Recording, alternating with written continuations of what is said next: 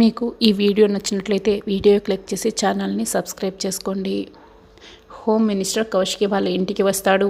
చాలా సంతోషంగా కౌశికి, సుధాకర్, యువరాజ్, ఇక వైజయంతి అందరూ ఆయన రిసీవ్ చేసుకుని ఇల్లంతా చూపిస్తూ ఉంటారు. అప్పుడే దాత్రి కేదార్లు షాక్ ఇదంతా చూస్తూ ఉంటారు. అసలు ఎప్పుడు రాని హోమ్ మినిస్టర్ ఈరోజు ఇంటికి రావటం ఏంటి, మధుకర్ గారి గదిని చూడాలని అడగటం ఏంటి, ఖచ్చితంగా ఈయన దేనికోసమో వచ్చున్నాడు అనిపిస్తోంది కేదార్ దాత్రి చెప్తూ ఉంటుంది.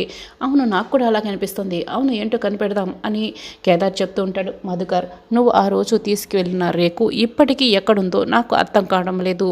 ఆ రేకు మామూలు రేకు కాదు మధుకర్ అని హోమ్ మినిస్టర్ అక్కడున్న మధుకర్ ఫోటోని ఇక చేతులకు తీసుకొని మనసులో అనుకుంటూ ఉంటాడు. నేను మధుకర్ గారి గదిని చూడాలి అని దగ్గరుండి కౌశికిని ఆ గదిని ఓపెన్ చేయించుకొని మరీ చూస్తూ ఉంటాడు.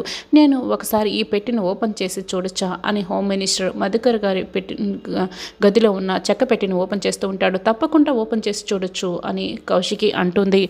ఇక అప్పుడే హోమ్ మినిస్టర్ పెట్టెని ఓపెన్ చేయబోతూ ఉంటాడు. సార్ రాక మా ఇంటికి వచ్చారు కదా, వాటర్ తీసుకొని తాగండి సార్ అని దాత్రి ఇస్తూ ఉంటుంది.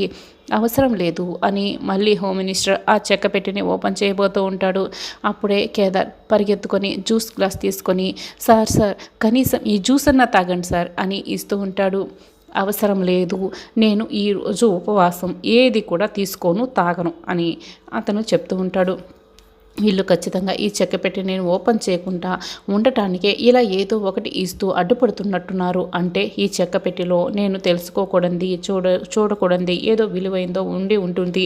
ఖచ్చితంగా ఈ చెక్క పెట్టిని ఓపెన్ చేసే తీరాల్సిందే అని హోమ్ మినిస్టర్ ఇక మనసులో అనుకుంటూ ఉంటాడు.